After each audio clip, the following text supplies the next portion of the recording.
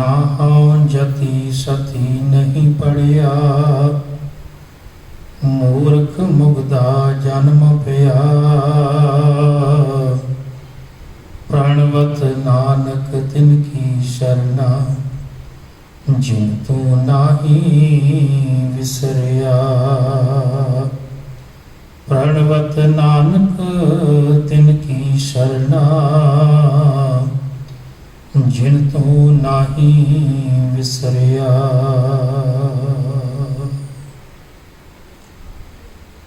हाजरा हजूर ज़हरा ज़हूर सर्व कला भरपूर, साझी वार्ता दे प्रतीक गुरु गरीब नवाज मनुखता दी रहबर, राजान राज पानान पान देवान देव उपमा महान शब्द गुरु। धन धन साहिब श्री गुरु ग्रंथ साहिब महाराज पातशाह जी दी साजी नवाजी गोद अंदर जुड़ मिल बैठी परम सन्मान योग गुरु प्यारे गुरु सवारी गुरु साजी सत संगत जीओ, आप जी वडभागे हो। गुरु चरना विच जुड़ मिल बैठे हो। आप जी ने बड़े प्यार नाल रब्बी बाणी का पाठ श्रवण किया है। आओ समा है गुरमत विचारां दा, अपने मन दीयां बिरतियां नूं इकागर करके पवित्र गुरबाणी विचार नाल आपां जुड़दा करिए। विचारां प्रारंभ करन तो पहला आप जी सतगुरां दी बख्शिश कीती हुई फतेह नाल सांझ पाओ।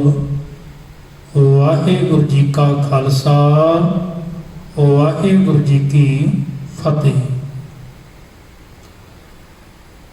धन धन साहिब श्री गुरु तेग बहादुर महाराज पातशाह जी के पवित्र बचनों के विचार आपां साझी कर रहे हैं।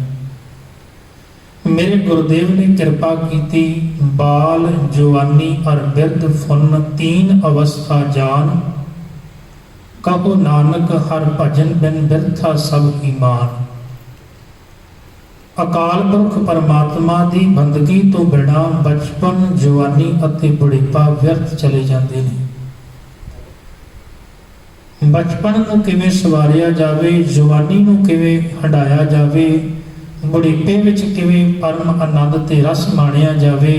सतगुर पातशाह जी सानू गुरबाणी दे अंदर सिक्ख्या दे के उपदेश दे के ते इन्हां तिन्ने ही अवस्थावां नूं जिउण दा ढंग तरीका दसदे हन। तो जिथे आपां बचपन की पहला गल कर चुके हैं, तो जवानी पहरे के अंदर मनुख के जीवन विच दो चीज़ों का नशा जिहड़ा है वो बहुत ही होंदा है। पहला धन का ते दूसरा है जोबन का। ते गुरुदेव पातशाह जी आखदे ने ये नशा इस तरह का है जिवें पानी हड़ का रूप धारण करके आवे ते सब कुछ रोड़ के लै जाता है।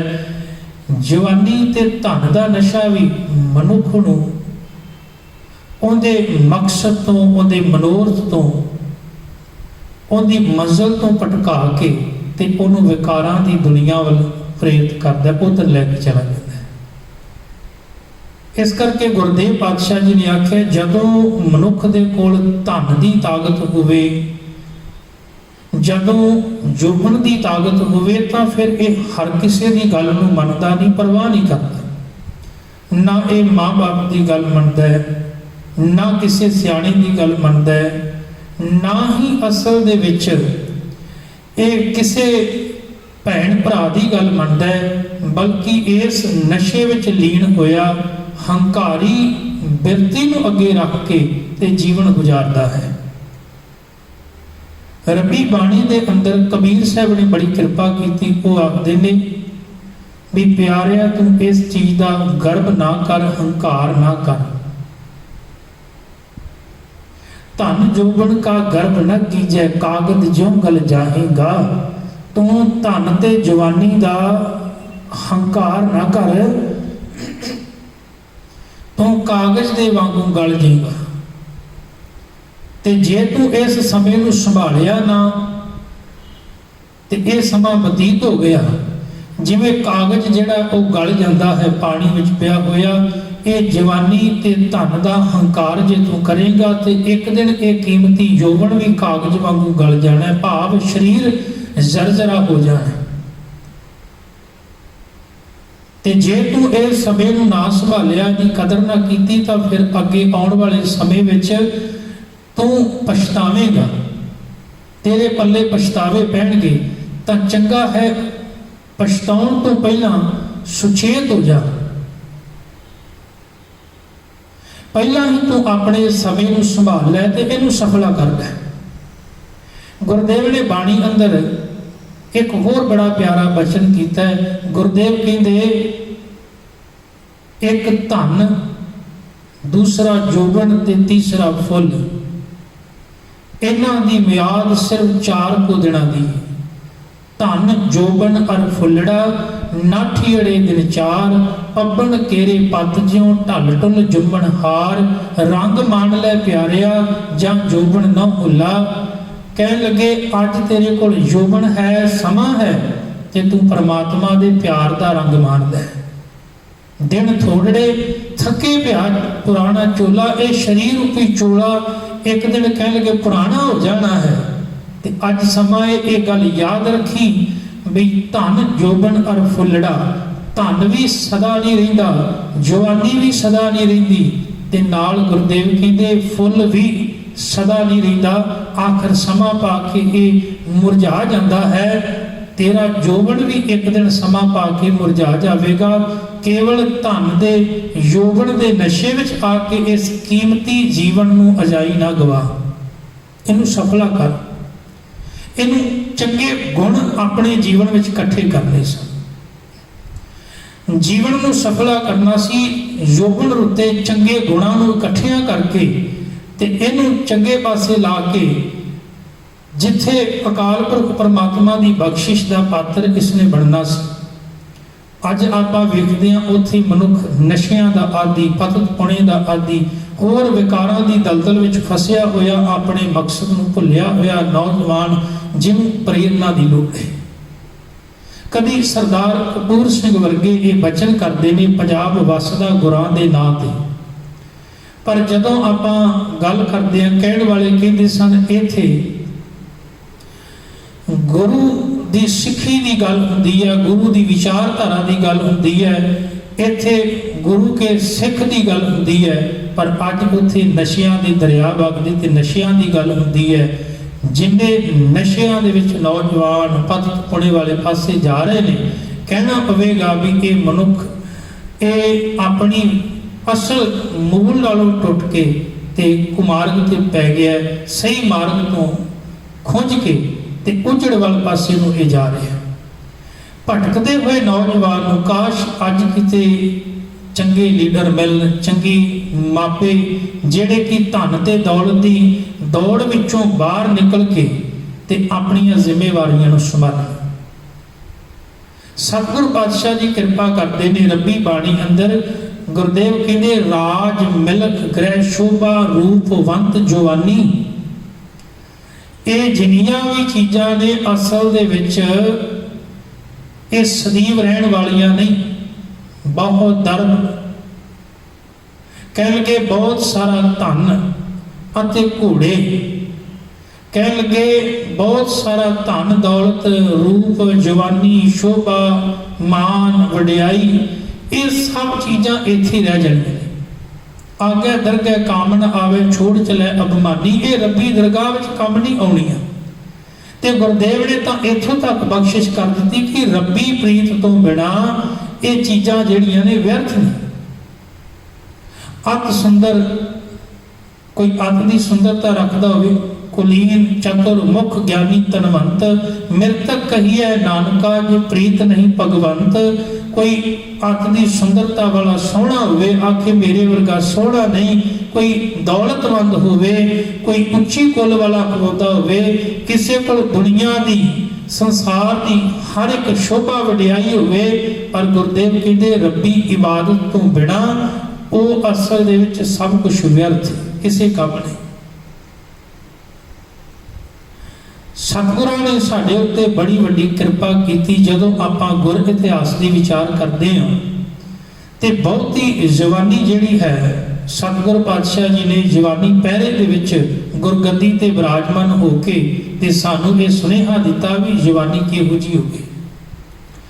ਧੰਨ ਗੁਰੂ ਨਾਨਕ ਦੇਵ ਮਹਾਰਾਜ ਪਾਤਸ਼ਾਹ ਜੀ ਤੇ ਕਿਰਪਾ ਕੀਤੀ, ਤਿੰਨੇ ਹੀ ਅਵਸਥਾਵਾਂ ਜੀਵਨ ਵਿੱਚ ਹੰਢਾ ਕੇ ਵਿਖਾਈਆਂ। ਬਚਪਨ ਕਿਹੋ ਜਿਹਾ, ਜਵਾਨੀ ਕਿਹੋ ਜਿਹੀ, ਬੁਢੇਪਾ ਕਿਹੋ ਜਿਹਾ। ਧੰਨ ਗੁਰੂ ਅੰਗਦ ਦੇਵ ਮਹਾਰਾਜ ਪਾਤਸ਼ਾਹ ਜੀ 40 ਸਾਲ ਦੀ ਉਮਰ। ਧੰਨ ਗੁਰੂ ਅਮਰਦਾਸ ਮਹਾਰਾਜ ਜੀ ਬਜ਼ੁਰਗੀ ਦੇ ਵਿੱਚ ਗੁਰਗੱਦੀ ਤੇ ਵਿਰਾਜਮਾਨ ਹੋਏ। ਧੰਨ ਗੁਰੂ ਰਾਮਦਾਸ ਮਹਾਰਾਜ ਸੱਚੇ ਪਾਤਸ਼ਾਹ, ਜਿਨ੍ਹਾਂ ਨੇ ਬਹੁਤ ਹੀ ਘੱਟ ਉਮਰ ਦੇ ਵਿੱਚ ਗੁਰੂ ਦੀ ਸ਼ਰਨ ਵਿੱਚ ਆ ਕੇ ਤੇ ਨਾਮ ਦੀ ਕਮਾਈ ਕੀਤੀ, ਬਲਕਿ ਆਪਣੀ ਜਵਾਨੀ ਨੂੰ ਗੁਰੂ ਦੇ ਦਰ ਤੇ ਲੇਖੇ ਵਿੱਚ ਲਾ ਕੇ ਤੇ ਉਹਨਾਂ ਨੇ ਇੱਕ ਪ੍ਰੇਰਨਾ ਜਿਹੜੀ ਹੈ ਮਨੁੱਖਤਾ ਨੂੰ ਦਿੱਤੀ ਕਿ ਜੇ ਗੁਰੂ ਦੀ ਸ਼ਰਨ ਵਿੱਚ ਆ ਜਾਓ ਤੇ ਤੁਹਾਡਾ ਬਚਪਨ ਵੀ ਸਵਰ ਜਾਵੇਗਾ ਤੇ ਤੁਹਾਡੀ ਜਵਾਨੀ ਵੀ ਸਵਰ ਜਾਵੇਗੀ। ਗੁਰੂ ਅਰਜਨ ਦੇਵ ਮਹਾਰਾਜ ਪਾਤਸ਼ਾਹ ਜੀ 18 ਸਾਲ ਦੀ ਉਮਰ ਵਿੱਚ ਗੁਰਗੱਦੀ ਤੇ ਵਿਰਾਜਮਾਨ ਹੋਏ ਤੇ ਪ੍ਰਤੱਖ ਹਰ ਉਹਨਾਂ ਨੂੰ ਇੰਨੀ ਵੱਡੀ ਮਾਣ ਤੇ ਵਡਿਆਈ ਜਿਹੜੀ ਹੈ ਉਹ ਮਿਲੀ ਹੈ। ਗੁਰੂ ਹਰਗੋਬਿੰਦ ਸਾਹਿਬ ਜੀ ਸਿਰਫ 11 ਸਾਲ ਦੀ ਉਮਰ ਵਿੱਚ ਗੁਰਗੱਦੀ ਤੇ ਵਿਰਾਜਮਾਨ ਹੋਏ ਤੇ ਉਦੋਂ ਉਹਨਾਂ ਨੇ ਅਕਾਲ ਤਖਤ ਸਾਹਿਬ ਤੋਂ ਐਲਾਨ ਕੀਤਾ ਵੀ ਅੱਜ ਮੈਨੂੰ ਭੇਟਾ ਕੀ ਚਾਹੀਦੀ ਹੈ। ਮਹਾਰਾਜ ਨੇ ਆਖਿਆ ਅੱਜ ਮੈਨੂੰ ਨੌਜਵਾਨੀ ਚਾਹੀਦੀ ਹੈ, ਨੌਜਵਾਨੀ ਦੀ ਭੇਟਾ ਚਾਹੀਦੀ। ਕਿਉਂ ਮਹਾਰਾਜ ਚਾਹੀਦੀ? ਕਹਿਣ ਲੱਗੇ ਮੈਂ ਦੱਸਣਾ ਚਾਹੁੰਦਾ ਵੀ ਜਿਹੜੀ ਸਿੱਖ ਦੀ ਨੌਜਵਾਨੀ ਹੈ ਉਹ ਕੋਈ ਇਹ ਨਹੀਂ ਵੀ ਧਨ ਤੇ ਦੌਲਤ ਦੇ ਨਸ਼ੇ ਵਿੱਚ ਚੂਰ ਹੋਈ ਤੇ ਆਪਣੇ ਜੀਵਨ ਨੂੰ ਗਵਾ ਰਹੀ ਹੈ, ਨਹੀਂ। ਇਹ ਮੈਂ ਜਵਾਨੀ ਅਸਲ ਦੇ ਵਿੱਚ ਉਹ ਹੈ ਜਿਹੜੀ ਮਨੁੱਖਤਾ ਦਾ ਭਲਾ ਕਰਦੀ ਹੈ, ਜ਼ੁਲਮ ਤੇ ਜ਼ਾਲਮਾਂ ਦੇ ਖਿਲਾਫ ਆਵਾਜ਼ ਉਠਾਉਂਦੀ ਹੈ, ਦੀਨ ਧਰਮ ਦੀ ਰੱਖਿਆ ਕਰਦੀ ਹੈ। ਇਹ ਉਹ ਜਵਾਨੀ ਹੈ ਜਿਹੜੀ ਹੱਥੀਂ ਕਿਰਤ ਕਰਕੇ, ਸੇਵਾ ਕਰਕੇ ਤੇ ਮਨੁੱਖਤਾ ਦਾ ਭਲਾ ਕਰਦੀ ਹੈ। ਇਹ ਉਹ ਜਵਾਨੀ ਹੈ ਜਿਹੜੀ ਕਿਸੇ ਦੀ ਪੱਤ ਨਹੀਂ ਲੁੱਟਦੀ ਬਲਕਿ ਕਿਸੇ ਦੇ ਪਰਦੇ ਕੱਜਦੀ ਹੈ। ਗੁਰੂ ਹਰਿਰਾਏ ਮਹਾਰਾਜ ਪਾਤਸ਼ਾਹ ਜੀ, ਉਹਨਾਂ ਨੇ ਜਵਾਨੀ ਵਿੱਚ ਮਨੁੱਖਤਾ ਦੀ ਕਿਵੇਂ ਲੋੜ ਪੂਰੀ ਕਰਨੀ, ਕਿਵੇਂ ਸਮਾਜ ਦੀ ਸੇਵਾ ਕਰਨੀ ਕਰਕੇ ਗੁਰੂ ਹਰਕ੍ਰਿਸ਼ਨ ਮਹਾਰਾਜ ਪਾਤਸ਼ਾਹ ਨਿਕਲੀ ਉਮਰ ਵਿੱਚ ਗੁਰਗੱਦੀ ਤੇ ਵਿਰਾਜਮਾਨ ਹੋਏ। ਗੁਰੂ ਤੇਗ ਬਹਾਦਰ ਮਹਾਰਾਜ ਪਾਤਸ਼ਾਹ ਜੀ ਨੇ ਭਰ ਜਵਾਨੀ ਵਿੱਚ ਅਕਾਲ ਪੁਰਖ ਪਰਮਾਤਮਾ ਦੀ ਬੰਦਗੀ ਕਿਵੇਂ ਕਰਨੀ ਹੈ, ਮਾਲਕ ਨਾਲ ਕਿਵੇਂ ਜੁੜਨਾ ਹੈ, ਕਿਵੇਂ ਜ਼ਿੰਦਗੀ ਵਿੱਚ ਤਿਆਗ ਹੋਵੇ, ਸਹਿਣਸ਼ੀਲਤਾ ਹੋਵੇ, ਨਿਮਰਤਾ, ਵਿਰਾਗ ਤੇ ਪਿਆਰ ਹੋਵੇ। ਸਤਿਗੁਰ ਪਾਤਸ਼ਾਹ ਜੀ ਆਖਦੇ ਨੇ ਐਸਾ ਆਨੰਦਮਈ ਜੀਵਨ ਜਿਹੜਾ ਤੈਨੂੰ ਗੁਰੂ ਤੇਗ ਬਹਾਦਰ ਮਹਾਰਾਜ ਜੀਵਨ ਵਿੱਚੋਂ ਮਿਲੇਗਾ। ਧੰਨ ਗੁਰੂ ਕਲਗੀਧਰ ਮਹਾਰਾਜ ਪਾਤਸ਼ਾਹ ਜੀ ਦਾ ਜੀਵਨ ਜਦੋਂ ਆਪਾਂ ਵੇਖਦੇ ਹਾਂ, ਉਹਨਾਂ ਨੇ ਤਾਂ ਇੰਨੀ ਕਿਰਪਾ ਕੀਤੀ ਕਿ ਆਪਣਾ ਸਰਬੰਸ ਹੀ ਵਾਰ ਦਿੱਤਾ।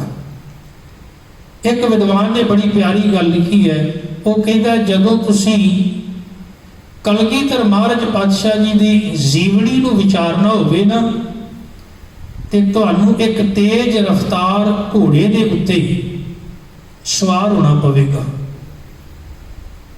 ਪੁੱਛਿਆ ਕਿਉਂ? ਕਹਿਣ ਲੱਗੇ ਉਹਨਾਂ ਨੇ ਸਿਰਫ 42 ਸਾਲ ਦੀ ਉਮਰ ਦੇ ਵਿੱਚ ਉਹ ਵੱਡੀਆਂ ਪ੍ਰਾਪਤੀਆਂ ਕੀਤੀਆਂ ਨੇ ਜਿਹੜਾ ਅੱਜ ਤੱਕ ਦੁਨੀਆ ਦਾ ਕੋਈ ਰਹਿਬਰ ਨਹੀਂ ਕਰ ਸਕਿਆ। ਮਹਿਜ 42 ਸਾਲ ਦੀ ਉਮਰ ਦੇ ਵਿੱਚ 9 ਸਾਲ ਦੀ ਉਮਰ ਵਿੱਚ ਪਿਤਾ ਨੂੰ ਤੋਰ ਕੇ, ਫਿਰ ਨੌਜਵਾਨੀ ਨੂੰ ਪ੍ਰੇਰਿਤ ਕਰਕੇ ਤੇ ਸਮੇਂ ਦੀ ਹਕੂਮਤ ਦੇ ਨਾਲ ਟਾਕਰਾ ਲੈ ਕੇ 14 ਜੰਗਾਂ ਲੜ ਕੇ ਤੇ ਏਡਾ ਵੱਡਾ ਫਲਸਫਾ ਜਿਹੜਾ ਹੈ ਉਹ ਤਿਆਰ ਕਰਕੇ ਦੁਨੀਆ ਦੇ ਵੱਡੇ ਤੋਂ ਵੱਡੇ ਪੈਗੰਬਰ ਵੀ ਜਿਹੜੇ ਕਾਰਜ ਨਹੀਂ ਕਰ ਸਕੇ, ਕਲਗੀਧਰ ਮਹਾਰਾਜ ਨੇ ਮਹਿਜ 42 ਸਾਲ ਦੀ ਉਮਰ ਦੇ ਵਿੱਚ ਉਹ ਕਾਰਜ ਕੀਤੇ ਨੇ ਤੇ ਕੌਮ ਨੂੰ ਗ੍ਰੰਥ ਤੇ ਪੰਥ ਦੇ ਕੇ, ਬਲਕਿ ਇਹ ਖਾਲਸਾ ਸਾਜ ਕੇ ਤੇ ਸਤਿਗੁਰੂ ਕਲਗੀਧਰ ਮਹਾਰਾਜ ਪਾਤਸ਼ਾਹ ਜੀ ਨੇ ਖਾਲਸੇ ਨੂੰ ਉਹ ਰਵਾਇਤਾਂ ਤੇ ਉਹ ਰਹਿਤ ਦੇ ਕੇ ਬੜੀ ਕਿਰਪਾ ਕੀਤੀ ਕਿ ਇਹਨੂੰ ਆਪਣੇ ਮਨਸੂਬੇ ਵਿੱਚ ਕਾਮਯਾਬ ਹੋ ਸਕੇ। ਫਤਿਹ ਕਿਵੇਂ ਪ੍ਰਾਪਤ ਕਰਨੀ ਹੈ,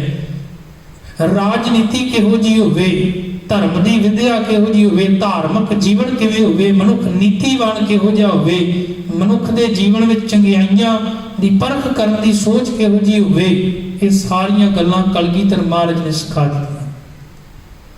ਫਿਰ ਜਦੋਂ ਇਹੋ ਜਿਹਾ ਗੁਰੂ ਮਿਲਿਆ ਹੋਵੇ ਜਿਹਨੇ ਆਪਣੇ ਜਵਾਨ ਪੁੱਤਰ ਜਿਹੜੇ ਨੇ ਕੌਮ ਤੋਂ ਵਾਰੇ ਹੋਣ ਤੇ ਜਦੋਂ ਫਿਰ ਅੱਗੇ ਉਸੇ ਹੀ ਬਾਪੂ ਦੇ ਫਿਰ ਸਿੱਖ ਜਦੋਂ ਲੋੜ ਆਉਂਦੀ, ਸਮਾਂ ਆਉਂਦਾ ਹੈ, ਤੇ ਫਿਰ ਉਹ ਵੀ ਆਪਣੀ ਜਵਾਨੀ ਭੇਟ ਕਰਨ ਪਿੱਛੇ ਨਹੀਂ ਹੁੰਦੇ। ਲਾਹੌਰ ਦੇ ਲਾਗੇ ਨਿੱਕੇ ਜਿਹੇ ਨਗਰ ਦਾ ਰਹਿਣ ਵਾਲਾ ਇੱਕ ਸਿੱਖ ਨਾਂ ਹੈ ਸ਼ਬੀਰ ਸਿੰਘ, ਬੜਾ ਹੀ ਉੱਚਾ ਰੁਤਬਾ ਰੱਖਦਾ ਹੈ ਇਲਾਕੇ ਦੇ ਵਿੱਚ, ਬੜਾ ਇਮਾਨਦਾਰ ਹੈ, ਕਿਰਦਾਰ ਦਾ ਬੜਾ ਉੱਚਾ ਹੈ ਔਰ ਬਹੁਤ ਸੂਝਵਾਨ ਤੇ ਸੁਲਝਿਆ ਹੋਇਆ ਇਨਸਾਨ ਹੈ। ਸਮੇਂ ਦੀ ਹਕੂਮਤ ਜ਼ਕਰੀਆ ਖਾਂ ਵਰਗੇ ਵੀ ਉਹਦੀ ਇਸ ਕਿਰਦਾਰ ਦਾ, ਉਹਦੀ ਇਸ ਵਿਚਾਰ ਦਾ, ਉਹਦੀ ਸੋਚ ਦਾ ਬੜਾ ਹੀ ਕਾਇਲ ਹੈ। ਜ਼ਕਰੀਆ ਖਾਂ ਬੜਾ ਪ੍ਰਭਾਵਿਤ ਹੈ ਸ਼ਬੀਰ ਸਿੰਘ ਤੋਂ। ਜਦੋਂ ਸਰਦਾਰ ਸ਼ਬੀਰ ਸਿੰਘ ਆਪਣੇ ਇਲਾਕੇ ਦੇ ਵਿੱਚ ਵਿਚਰਦਾ ਹੈ, ਉਹਦੇ ਜੀਵਨ ਵਿੱਚੋਂ ਸਿੱਖੀ ਦੀ ਖੁਸ਼ਬੂ ਜਿਹੜੀ ਉਹ ਮਹਿਕਦੀ ਹੈ ਤੇ ਹਰ ਕਿਸੇ ਨੂੰ ਉਹ ਮਹਿਸੂਸ ਹੁੰਦੀ ਹੈ, ਹਰ ਇੱਕ ਬੰਦਾ ਸਰਦਾਰ ਸ਼ਬੀਰ ਸਿੰਘ ਨੂੰ ਪਿਆਰ ਕਰਨ ਵਾਲਾ ਹੈ। ਜ਼ਕਰੀਆ ਖਾਂ ਜਿਹੜਾ ਹੈ, ਜਦੋਂ ਉਹਨੇ ਸਿੱਖਾਂ ਦੇ ਨਾਲ ਟਾਕਰੇ ਕੀਤੇ, ਸਰਦਾਰ ਤਾਰਾ ਸਿੰਘ ਵਾਹ ਵਰਗੇ ਦੀ ਸ਼ਹੀਦੀ ਹੁੰਦੀ ਹੈ, ਜਦੋਂ ਬਾਬਾ ਬੰਦਾ ਸਿੰਘ ਬਹਾਦਰ ਵਰਗੇ ਮਹਾਨ ਜਰਨੈਲ ਦੀ ਸ਼ਹੀਦੀ ਹੁੰਦੀ ਹੈ, ਤੇ ਸਿੱਖਾਂ ਦੇ ਵਿੱਚ ਬੜਾ ਰੋਸ, ਬੜਾ ਗੁੱਸਾ ਹੈ। ਤੇ ਜ਼ਕਰੀਆ ਖਾਂ ਜਿਹੜਾ ਹੈ ਉਹ ਅਸਲ ਦੇ ਵਿੱਚ ਜਿਹੜਾ ਮਨਸੂਬਾ ਲੈ ਕੇ ਚੱਲਿਆ ਸੀ ਵੀ ਸਿੱਖਾਂ ਨੂੰ ਖਤਮ ਕਰ ਦੇਣਾ, ਪਰ ਉਹਦਾ ਜਦੋਂ ਵਾਹ ਨਹੀਂ ਚੱਲਦਾ ਤੇ ਉਹ ਫਿਰ ਇੱਕ ਨਵੀਂ ਜਿਹੜੀ ਸਿਆਸਤ ਚੱਲਣ ਦੀ ਮਨ ਵਿੱਚ ਵਿਚਾਰ ਕਰਦਾ। ਤਾਂ ਉਹਨੇ ਉਸ ਸਮੇਂ ਸਰਦਾਰ ਸੁਬੇਗ ਸਿੰਘ ਨੂੰ ਆਪਣੇ ਕੋਲ ਬੁਲਾਇਆ ਤੇ ਉਹਨੇ ਇਹ ਆਖਿਆ ਬਈ ਇਹ ਜੋ ਝਗੜਾ ਹੈ ਸਿੱਖਾਂ ਦਾ ਤੇ ਹਕੂਮਤ ਦਾ ਹੈ, ਤੇ ਅਸਲ ਦੇ ਵਿੱਚ ਜ਼ੁਲਮ ਦੇ ਖਿਲਾਫ ਆਵਾਜ਼ ਸਿੱਖ ਨੇ ਉਠਾਈ ਸੀ। ਉਹਨੇ ਆਖਿਆ ਵੀ ਕਿਸੇ ਤਰੀਕੇ ਨਾਲ ਇਹ ਖਤਮ ਹੋ ਸਕਦਾ, ਤੇ ਉਹ ਸਰਦਾਰ ਸ਼ਬੀਰ ਸਿੰਘ ਨੇ ਆਖਿਆ ਬਿਲਕੁਲ। ਉਹਨੇ ਆਖਿਆ ਕਿਵੇਂ? ਉਹਨੇ ਆਖਿਆ ਜੇ ਇਹ ਹਕੂਮਤ ਜ਼ੁਲਮ ਕਰਨਾ ਬੰਦ ਕਰ ਦੇਗੀ। ਉਹਨੇ ਆਖਿਆ ਹੋਰ? ਕਹਿਣ ਲੱਗਾ ਜੇ ਸਿੱਖਾਂ ਨੂੰ ਉਹਨਾਂ ਦੇ ਗੁਰਧਾਮਾਂ ਦੀ ਸੇਵਾ ਸੰਭਾਲ ਕਰਨ ਦੀ ਤੇ ਖੁੱਲੇ ਦਰਸ਼ਨ ਕਰਨ ਦੀ ਇਜਾਜ਼ਤ ਮਿਲ ਜਾਵੇ, ਸਿੱਖਾਂ ਨੂੰ ਤੰਗ ਨਾ ਕੀਤਾ ਜਾਵੇ। ਉਹਨੇ ਆਖਿਆ ਠੀਕ ਹੈ। ਹੋਰ ਕਹਿਣ ਲੱਗਾ ਸਿੱਖਾਂ ਨੂੰ ਕੋਈ ਜ਼ਗੀਰ ਦਿੱਤੀ ਜਾਵੇ ਜਿਹਦੇ ਨਾਲ ਉਹ ਆਪਣੇ ਗੁਰਧਾਮਾਂ ਦੀ ਸੇਵਾ ਤੇ ਸੰਭਾਲ ਕਰ ਸਕੇ। ਉਹਨੇ ਆਖਿਆ ਠੀਕ ਹੈ। ਸਰਦਾਰ ਸ਼ਬੀਰ ਸਿੰਘ ਨੇ ਉਸ ਸਮੇਂ ਸਰਦਾਰ ਦਰਬਾਰਾ ਸਿੰਘ ਜਿਹੜੇ ਕਿ ਅਕਾਲ ਤਖਤ ਸਾਹਿਬ ਦੇ ਉੱਤੇ ਨਿਯੁਕਤ ਨੇ, ਉਹਨਾਂ ਕੋਲ ਆ ਕੇ ਤੇ ਬੇਨਤੀ ਕੀਤੀ, ਤੇ ਹੁਣ ਕੁਝ ਸਿੱਖ ਵਿੱਚੋਂ ਨਾਰਾਜ਼ ਵੀ ਹੋਏ। ਉਹਨਾਂ ਆਖਿਆ ਵੀ ਸਰਕਾਰੀ ਬੰਦਾ, ਸਰਕਾਰ ਦੀ ਗੱਲ ਇੱਥੇ ਲੈ ਕੇ ਆਇਆ। ਉਹਨਾਂ ਆਖਿਆ ਵੀ ਪਹਿਲਾਂ ਤਨਖਾਹ ਲਾਈ ਜਾਵੇ। ਸਰਦਾਰ ਸ਼ਬੀਰ ਸਿੰਘ ਨੂੰ ਤਨਖਾਹ ਲਾਈ, ਉਹਨੇ ਆਪਣੀ ਜਿਹੜੀ ਹੈ ਤਨਖਾਹ ਸੇਵਾ ਜਿਹੜੀ ਹੈ ਉਹ ਕੀਤੀ। ਸਰਦਾਰ ਸ਼ਬੀਰ ਸਿੰਘ ਨੇ ਸਰਦਾਰ ਦਰਬਾਰਾ ਸਿੰਘ ਨੂੰ ਆਖਿਆ ਵੀ ਇਸ ਵਕਤ ਸਮੇਂ ਨੂੰ ਸੰਭਾਲਣ ਦੀ ਲੋੜ ਹੈ, ਤੇ ਆਪਾਂ ਸਮੇਂ ਨੂੰ ਸੰਭਾਲਣਾ ਹੈ, ਇਹਨੂੰ ਗਵਾਉਣਾ ਨਹੀਂ। ਜੇ ਸਾਨੂੰ ਥੋੜਾ ਜਿਹਾ ਸਮਾਂ ਮਿਲ ਜਾਂਦਾ ਤੇ ਆਪਾਂ ਆਪਣੇ ਗੁਰਧਾਮਾਂ ਨੂੰ ਤੇ ਆਪਣੇ ਸਿੱਖਾਂ ਨੂੰ ਇਕੱਤਰ ਕਰਕੇ ਤੇ ਮੁੜ ਤੋਂ ਆਪਾਂ ਜਥੇਬੰਦ ਹੋ ਕੇ ਤੇ ਸਿੱਖੀ ਨੂੰ ਫਿਰ ਚੜ੍ਹਦੀ ਕਲਾ ਵਿੱਚ ਲਿਆ ਸਕਦੇ ਹਾਂ। ਮੁੜ ਆਪਾਂ ਫਿਰ ਹਕੂਮਤ ਕੁਝ ਸਮੇਂ ਵਾਸਤੇ ਠੰਡੀ ਪੈ ਜਾਵੇਗੀ, ਤੇ ਆਪਾਂ ਕਿਉਂ ਨਾ ਇਸ ਤਰੀਕੇ ਦੇ ਨਾਲ ਸਮੇਂ ਦੀ ਸੰਭਾਲ ਕਰੀਏ। ਸਰਦਾਰ ਦਰਬਾਰਾ ਸਿੰਘ ਆਂਦਾ ਵੀ ਮੇਰਾ ਇਕੱਲੇ ਦਾ ਫੈਸਲਾ ਨਹੀਂ, ਇਹ ਸਾਰੀ ਸਿੱਖ ਕੌਮ ਦਾ ਮਸਲਾ ਹੈ, ਉਹਨਾਂ ਨੂੰ ਇਕੱਤਰ ਕੀਤਾ ਜਾਵੇ, ਸਰਬੱਤ ਖਾਲਸਾ ਹੋਵੇਗਾ, ਉਹਦੇ ਵਿੱਚ ਤੁਸੀਂ ਆਪਣੀ ਗੱਲ ਰੱਖੋ। ਖੈਰ ਸਰਬੱਤ ਖਾਲਸਾ ਹੋਇਆ। ਸਰਦਾਰ ਸ਼ਬੀਰ ਸਿੰਘ ਨੇ ਆਪਣੀ ਗੱਲ ਨੂੰ ਰੱਖਿਆ, ਸਰਦਾਰ ਦਰਬਾਰਾ ਸਿੰਘ ਨੇ ਵੀ ਪਾਲਣਾ ਕੀਤੀ, ਤੇ ਜਦੋਂ ਇਹ ਗੱਲ ਮੰਨ ਲਈ ਗਈ ਤੇ ਉਸ ਸਮੇਂ ਜ਼ਕਰੀਆ ਖਾਨ ਨੇ ਜਿੱਥੇ ਨਵਾਬੀ ਸਰਦਾਰ ਕਪੂਰ ਸਿੰਘ ਨੂੰ ਮਿਲੀ ਹੈ,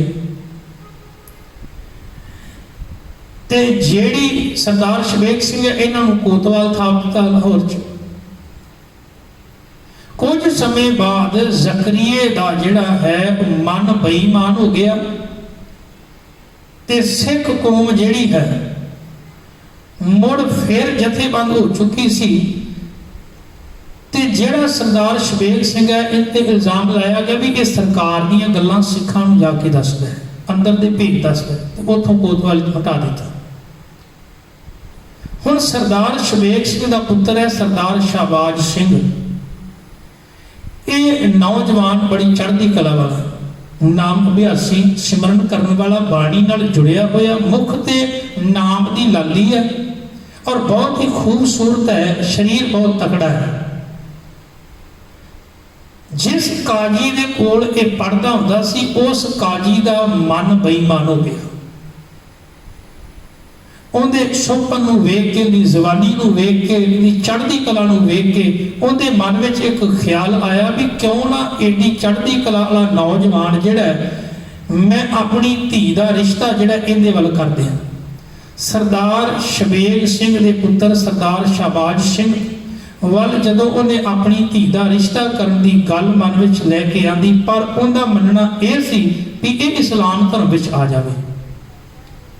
हुण उन्हें उस समय सरदार शाहबाज सिंह नूं आख्या, कहन लगा भी तू मेरे घर का जवाई बन जा, पर तू इस्लाम धर्म कबूल कर ले। इस्लाम धर्म माड़ा नहीं। तो सरदार शाहबाज सिंह ने आख्या, कहन लगा मैं तो आखे ही नहीं तुहाडा धर्म माड़ा है, इस्लाम धर्म भी माड़ा नहीं, हिंदू भी माड़ा नहीं, सिख भी, धर्म तो कोई भी माड़ा नहीं। असी तो कभी इस्लाम नूं माड़ा नहीं आख्या, तो बाबा फरीद जी की बाणी पढ़ते हैं आपां, कभी माड़ा नहीं आख्या। पर यह गल नहीं हो सकती भी तू आखे भी तेरा धर्म तेनू प्यारा है, मेरा धर्म मैनू प्यारा है, मैं अपने धर्म को नहीं छड्ड सकता। उस काजी ने इस गल का विरोध किया, उन्होंने इस गल का बुरा लग्या, तो उन्हें जिहड़ा समय का हाकम है जकरिया खां उहदे कोल शिकायत करवा दी।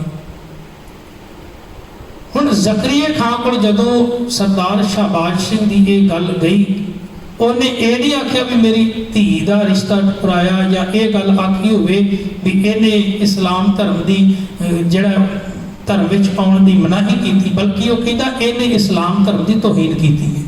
इस्लाम धर्म बारे बड़े गलत शब्द वरते ने, अब शब्द बोलिया। जदों ये गल आखी तो जकरिया खां ने ये अजे केस जिहड़ा उत्थे पहुंचे, ये गलबात होनी, सुनवाई होनी है, पर जकरिया खां की मौत हो गई। मैं ये तां अर्ज कर रहा भी जवानी सिख की किहो जी होवे। हुण जदों जकरिया खां मर गया तो अय्या खां जिहड़ा वो उत्थे बैठ गया उस गद्दी दे उत्ते। जदों वो बैठा तो कुछ समय बाद जदों एक केस की सुनवाई हुई तो अय्या खां ने भी उस समय काजी की ये गल नूं मन के ते वो सरदार शाहबाज सिंह जिहड़ा सरदार शबेग सिंह का जवान पुत्र है तो उन्होंने गिरफ्तार कर लिया। हुण पुराने समयां विच जिस तरीके दे नाल तसीहे दिते जाते सन, कोई उन्होंने उस समय कानून पास किया भी इन्हां नूं चरखड़ी दे उत्ते चाड़ के, चरखड़ी चरखा हुंदा सी पुराने समयां विच, चरखे का बड़ा आकार बिल्कुल, ते उहदे साइडां दे उत्ते बहुत लंबे लंबे नुकीले जिहड़े ने, मान लो भी सूल जिहड़े लगे हुए, सूए लगे हुए ने। हुण वो चरखड़ी दे उत्ते बन के ते उन्हां नूं शहीद करन दी जिहड़ी आ जिहड़ा कानून पास होया। अज जदों सरदार शाहबाज सिंह ते सरदार शबेग सिंह प्यो ते पुत्र दोवां नूं चरखड़ी दे विच चाढ़िया गया ते जदों जालम ने चरखड़ी नूं घुमाया ते तुसीं आप सोचो, एक मौत होंदी है जिहड़ी आ जांदी ते बंदा उस दुख नूं सहार लैंदा, पर एक मौत वो होंदी है भी शरीर नालों थोड़ा थोड़ा मास जिहड़ा वो वख होना है। जिवें जिवें चरखड़ी चलती है शरीर नालों मास वख हुंदा है ते थोड़े समय बाद रुक के जालम ये कहता है भी शबेग सिंह तू तो जिंदगी का इन्ना समा हंडा लिया, दुनिया के सुख वेख ले ने, पर तेरा पुत ते अजे जवान है ना, तेरा पुत असल दे विच अजे जवान है ने, दुनिया नहीं वेखी, घट्टो घट अपने पुत्र नूं ते बचा लै, तू तो कुछ नहीं वेख्या। चल जे तू आखे भी मैं ते गुरु के लेखे लग गया वां, शहीदी आ गया, कोई गल नहीं, पर घट्टो घट अपने पुत्र की जान ते बचा लै। इनू कह भी ये कवे भी मैं सिख नहीं। हुण वो अगों किवें आखे?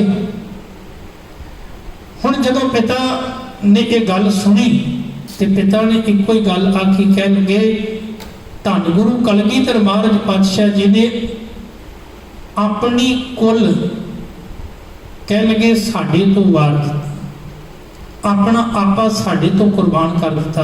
ਗੁਰੂ ਨੇ ਕੁਛ ਰੱਖਿਆ ਨਹੀਂ। ਇੱਕ ਗੱਲ ਹੋਰ ਇੱਥੇ ਸਮਝਣ ਵਾਲੀ ਹੈ, ਗੁਰੂ ਨੇ ਨਾ ਤੇ ਆਪਣੇ ਵਾਸਤੇ ਕੁਝ ਰੱਖਿਆ ਤੇ ਨਾ ਹੀ ਬੱਚਿਆਂ ਵਾਸਤੇ। ਅੱਜ ਆਪਾਂ ਵੇਖੀਏ ਨਾ, ਅਸੀਂ ਕੀ ਕਰਦੇ ਹਾਂ, ਹਮੇਸ਼ਾ ਆਪਣੇ ਵਾਸਤੇ ਤੇ ਸੋਚੀਏ ਪਰ ਬੱਚਿਆਂ ਵਾਸਤੇ ਜ਼ਰੂਰ ਸੋਚਦੇ ਹਾਂ ਵੀ ਬਹੁਤ ਸਾਰਾ ਧਨ ਇਹਨਾਂ ਵਾਸਤੇ ਇਕੱਠਾ ਕਰਕੇ ਚਲੇ ਜਾਈਏ, ਤੇ ਬਾਅਦ ਵਿੱਚ ਭਾਵੇਂ ਉਹ ਲੜਨ ਤੇ ਭਾਵੇਂ ਉਹ ਉਸ ਧਨ ਦੀ ਗਲਤ ਵਰਤੋਂ ਕਰਕੇ, ਜਿਹੜੇ ਮਾਪੇ ਅੱਜ ਬਹੁਤ ਸਾਰਾ ਧਨ ਆਪਣੇ ਬੱਚਿਆਂ ਵਾਸਤੇ ਇਕੱਠਾ ਕਰਕੇ ਜਾਂਦੇ ਨਾ, ਉਹ ਬੱਚੇ ਫਿਰ ਅਸਲ ਵਿੱਚ ਕੋਈ ਬੁਲੰਦੀਆਂ ਤੱਕ ਨਹੀਂ ਪਹੁੰਚਦੇ, ਕਿਉਂ ਉਹਨਾਂ ਨੂੰ ਜ਼ਿੰਦਗੀ ਦੇ ਔਖੇ ਤੇ ਮੁਸ਼ਕਲੇ ਪੜਾਵਾਂ ਵਿੱਚੋਂ ਲੰਘਣ ਦੀ ਜਾਂਚ ਹੀ ਨਹੀਂ ਆਉਂਦੀ। ਉਹ ਕੇਵਲ ਜੋ ਧਨ ਦੌਲਤ ਮਾਂ-ਬਾਪ ਤੋਂ ਮਿਲੀ ਹੁੰਦੀ ਹੈ, ਬਸ ਉਹਦੇ ਵਿੱਚ ਹੀ ਐਸ਼ ਦੀ ਜ਼ਿੰਦਗੀ ਬਤੀਤ ਕਰਦੇ। ਫਿਰ ਜਦੋਂ ਮੁਸ਼ਕਲ ਆਉਂਦੀ ਹੈ, ਫਿਰ ਉਹਨਾਂ ਮੁਸ਼ਕਲਾਂ ਨਾਲ ਲੜਨ ਦੀ ਹਿੰਮਤ ਨਹੀਂ ਪੈਦਾ ਹੁੰਦੀ। ਆਪਣੇ ਬੱਚਿਆਂ ਨੂੰ ਇੰਨੀ ਧਨ ਦੌਲਤ ਨਾ ਦੇ ਕੇ ਜਾਈਏ ਵੀ ਉਹ ਜ਼ਿੰਦਗੀ ਨੂੰ ਜਿਉਣਾ ਹੀ ਭੁੱਲ ਜਾਣ ਤੇ ਆਲਸੀਆਂ ਵਾਲਾ ਜੀਵਨ ਹੋ ਜਾਵੇ।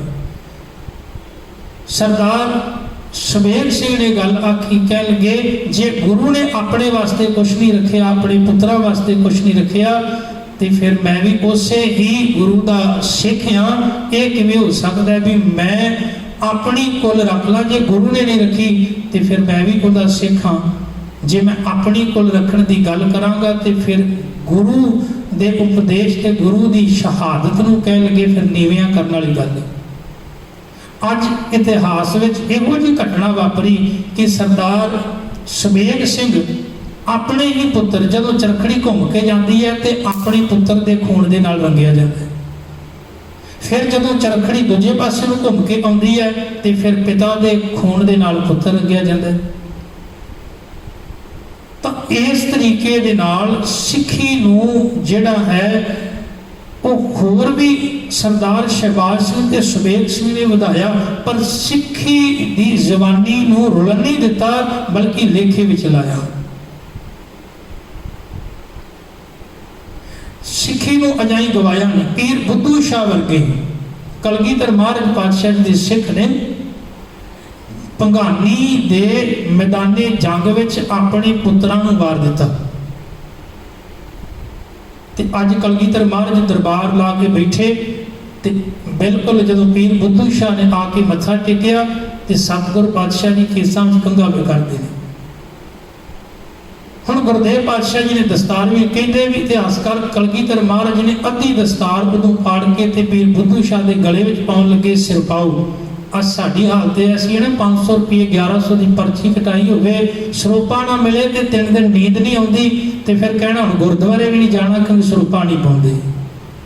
ਸਿੱਖੀ ਸਰੂਪਿਆਂ ਤੱਕ ਸੀਮਤ ਹੈ, ਬਸ 500-700 ਰੁਪਏ ਦੀ ਬਹੁਤ ਵੱਡੀ ਰਕਮ ਜਿਵੇਂ ਜਾਂ ਬਹੁਤ ਵੱਡਾ ਕੌਮੀ ਕਾਰਜ ਕੀਤਾ ਹੋਵੇ ਨਾ ਵੀ ਸਰੂਪਾ ਨਹੀਂ ਮਿਲਿਆ ਤੇ ਗੱਲ ਵੱਖਰੀ ਹੈ। ਇੱਥੇ ਤਾਂ 500 ਰੁਪਇਆ ਵੀ ਹੋਵੇ ਤੇ ਤਾਂ ਵੀ ਸਰੂਪਾ ਨਾ ਮਿਲੇ ਤਾਂ ਵੀ ਗੁਰਦੁਆਰੇ ਨਹੀਂ ਵੜਨਾ। ਇਹ ਗੁਰੂ ਨਾਲ ਪਿਆਰ ਹੈ, ਸਰੂਪਿਆਂ ਨਾਲ ਕਿ ਗੁਰੂ ਨਾਲ ਹੈ।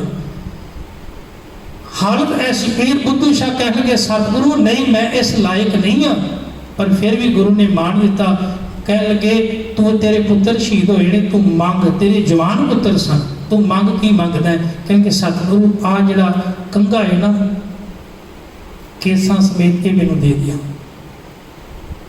ਤੇ ਉਹ ਪੀਰ ਬੁੱਧੂ ਸ਼ਾਹ ਨੇ ਉਹ ਦਾਤ ਲੈ ਕੇ ਤੇ ਜਦੋਂ ਆਪਣੇ ਘਰ ਗਿਆ ਤੇ ਘਰ ਵਾਲੀ ਨੂੰ ਇੱਕੋ ਗੱਲ ਆਖੀ, ਕਹਿ ਲਗੇ ਝੋਲੀ ਕਰ, ਇੱਕ ਦਾਤ ਲੈ ਕੇ ਆਇਆ, ਕੁਛ ਦੇ ਕੇ ਆਇਆ ਤੇ ਕੁਛ ਲੈ ਕੇ ਆਇਆ। ਦੇ ਕੇ ਥੋੜਾ ਆਇਆ ਤੇ ਲੈ ਕੇ ਬਹੁਤ ਕੁਛ ਆਇਆ ਵਾ। ਉਹਨੇ ਆਖਿਆ ਕੀ ਦੇ ਕੇ ਆਇਓ? ਕਹਿਣ ਲੱਗਾ ਤੂੰ ਸੁਣੇਗੀ ਪਰ ਰੋਈ ਨਾ। ਉਹਨੇ ਆਖਿਆ ਨਹੀਂ ਰੋਂਦੀ। ਉਹਨੇ ਆਖਿਆ ਤੇਰੇ ਪੁੱਤਰ ਕਲਗੀਧਰ ਮਹਾਰਾਜ ਪਾਤਸ਼ਾਹ ਜੀ ਦੇ ਚਰਨਾਂ ਦੇ ਵਿੱਚ ਸ਼ਹੀਦ ਕਰਕੇ ਆਇਆ, ਜਵਾਨ ਪੁੱਤਰ। ਮਾਂ ਦੀਆਂ ਅੱਖਾਂ ਵਿੱਚੋਂ ਪਾਣੀ ਆ ਗਿਆ। ਪੁੱਛਿਆ ਮੈਂ ਤੈਨੂੰ ਆਖਿਆ ਸੀ ਵੀ ਤੂੰ ਰੋਣਾ ਨਹੀਂ? ਕਹਿਣ ਲੱਗੀ ਮੈਂ ਰੋਈ ਇਸ ਕਰਕੇ ਆ ਵੀ ਬਾਕੀ ਦੇ ਤੇ ਸ਼ਹੀਦ ਹੋ ਗਏ, ਆ ਜਿਹੜਾ ਇੱਕ ਤੂੰ ਨਾਲ ਲੈ ਕੇ ਆਇਆ ਇਹਦੀ ਮੈਂ ਪਾਲਣ ਤੇ ਪੋਸ਼ਣ ਵਿੱਚ ਕਿਹੜੀ ਕਮੀ ਰੱਖੀ ਸੀ ਵੀ ਇਹ ਸ਼ਹੀਦ ਨਹੀਂ ਹੋਇਆ, ਇਹ ਵਾਪਸ ਆ ਗਿਆ। ਝੋਲੀ ਅੱਗੇ ਕੀਤੀ, ਕੀ ਝੋਲੀ ਦੇ ਵਿੱਚ ਪਾਇਆ? ਗੁਰੂ ਸਾਹਿਬ ਦਾ ਉਹ ਕੰਘਾ ਕੇਸਾਂ ਸਮੇਤ ਅੱਜ ਤੱਕ ਉਹਨਾਂ ਦੇ ਵੰਸ਼ੀਆਂ ਨੇ ਸੰਭਾਲ ਕੇ ਰੱਖਿਆ। ਪਿੱਛੇ ਜੀ ਸ਼੍ਰੋਮਣੀ ਕਮੇਟੀ ਨੇ ਬੜਾ ਵੱਡਾ ਸਮਾਗਮ ਕੀਤਾ ਸੀ ਤੇ ਉਹ ਪੀਰ ਬੁੱਧੂ ਸ਼ਾਹ ਦੇ ਜਿਹੜੇ ਅੱਗੇ ਵੰਸ਼ ਸਨ ਉਹ ਆਏ। ਉਹ ਕਹਿੰਦੇ 2 ਮਿੰਟ ਸਾਨੂੰ ਸਮਾਂ ਚਾਹੀਦਾ। ਜਦੋਂ ਉਹ ਲੱਗੇ ਬੋਲਣ ਤੇ ਉਹਨੇ ਆਖਿਆ, ਕਹਿਣ ਲੱਗਾ, ਮੈਂ ਤਾਂ ਸੋਚਿਆ ਸੀ ਵੀ ਪੰਜਾਬ ਵਿੱਚ ਜਾਵਾਂਗਾ ਤੇ ਮੈਨੂੰ ਦਸਤਾਰਾਂ ਨਜ਼ਰ ਆਉਣਗੀਆਂ, ਪਰ ਅਫਸੋਸ ਕਹਿਣਗੇ ਦਸਤਾਰਾਂ ਤੇ ਘੱਟ ਤੇ ਇੱਥੇ ਰੋਟੇ ਤੇ ਮੋਨੇ ਤੇ ਕਹਿ ਲਗੇ ਹੋਰ ਨਸ਼ਿਆਂ ਵਿੱਚ ਲੀਨ ਤੇ ਪਤਕਪੁਣੇ ਵਿੱਚ ਲੀਨ ਹੋਏ ਨੌਜਵਾਨ ਦਿਸੇ। ਉਹ ਸਿੱਖੋ, ਸਾਨੂੰ ਤਾਂ ਅਸੀਂ ਤਾਂ ਆਪਣੇ ਵੰਸ਼ਜਾਂ ਦੀ ਉਹ ਕੰਘਾ ਤੇ ਕਿਸ ਅੱਜ ਵੀ ਸਾਂਭ ਕੇ ਰੱਖਿਆ ਹੋਇਆ ਹੈ, ਤੇ ਤੁਹਾਨੂੰ ਕਲਗੀਧਰ ਮਹਾਰਾਜ ਨੇ ਇਹ ਦਾਤ ਬਖਸ਼ਿਸ਼ ਕੀਤੀ ਸੀ, ਤੁਸੀਂ ਉਹ ਸੰਭਾਲ ਹੀ ਨਹੀਂ ਸਕੇ। ਕਿੰਨੇ ਭਾਗੇ ਆਪਾਂ। ਤਾਂ ਐਸੀਆਂ ਨੌਜਵਾਨੀਆਂ ਜਿਹੜੀਆਂ ਨੇ ਪੀਰ ਬੁੱਧੂ ਸ਼ਾਹ ਵਰਗਿਆਂ ਨੇ ਸਿੱਖੀ ਵਾਸਤੇ ਭੇਟ ਕੀਤੀਆਂ ਨੇ।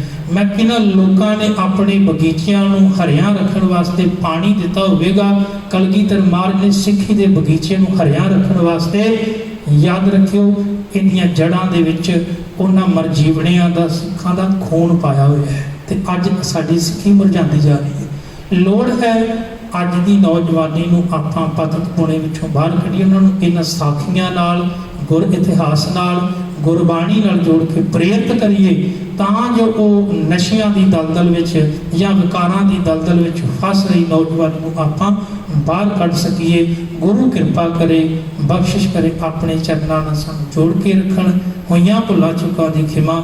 ਵਾਹਿਗੁਰੂ ਜੀ ਕਾ ਖਾਲਸਾ, ਵਾਹਿਗੁਰੂ ਜੀ ਕੀ ਫਤਿਹ।